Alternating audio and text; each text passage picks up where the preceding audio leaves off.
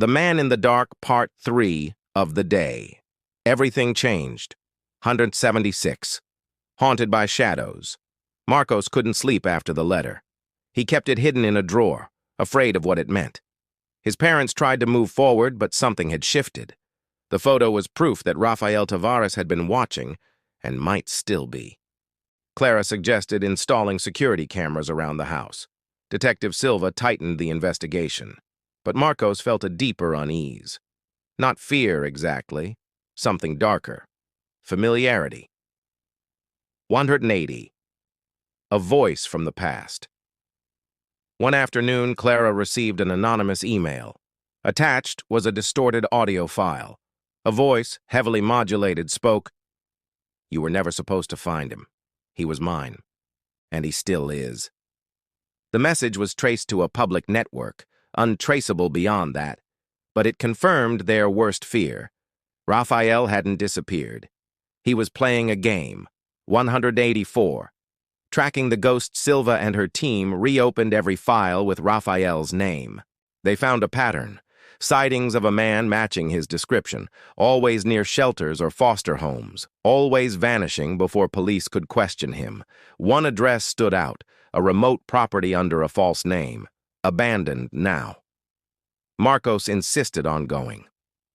188. The house in the hills. The house was crumbling, overtaken by weeds and silence. Inside, faded children's drawings lined the walls. A rusted bed frame, a broken chair, scratches on the door frame, tallies. Marcos stood frozen. "I was here," he whispered. "This is where he kept us."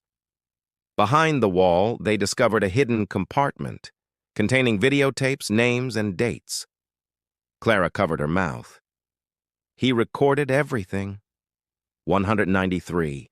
Tapes of the forgotten. The tapes were handed to a task force.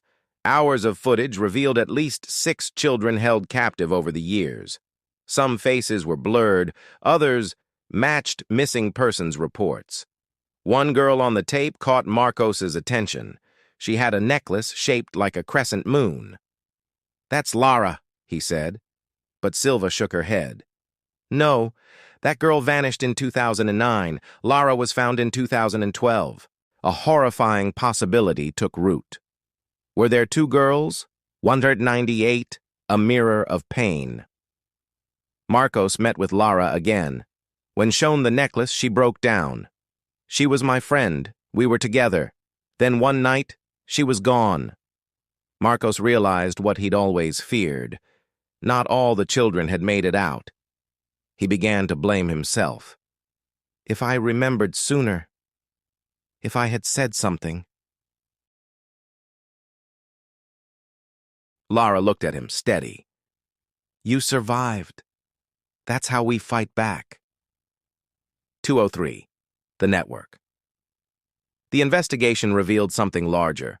Rafael wasn't acting alone. Names, payments, transportation logs. A network of people helping move children undetected. One of them, a former caseworker who had once handled Daniel's, Marcos's, entry into the system.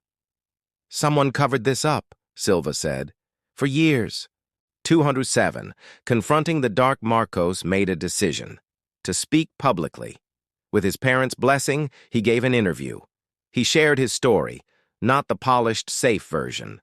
The raw, terrifying truth. It went viral. Tips poured in. Survivors reached out. Investigations reopened. But the final moment came quietly. 212. The encounter one evening, alone at a cafe. Marcos felt it. A presence. He turned. There he was, Rafael, older, grayer, smiling. "You're stronger than I expected," Rafael said calmly. "But you're still mine, in here." He tapped his temple. Marcos stood, heart pounding. "You don't own me." Rafael walked away. Moments later, he was gone. Security footage confirmed it, but the face was obscured. 217. What's next? The manhunt intensified. Interpol got involved. Warrants were issued. More children were identified. Some rescued. But Rafael remained at large. Marcos knew this wouldn't end soon. Maybe not ever. Still, he had something he didn't before. A voice. a mission, a name, 221, to be continued. In Part 4, The Echoes They Left Behind, Marcos and Laura team up to track the remaining names. What they discover will unravel a web of silence stretching back decades and reveal that the darkness wasn't just in the past.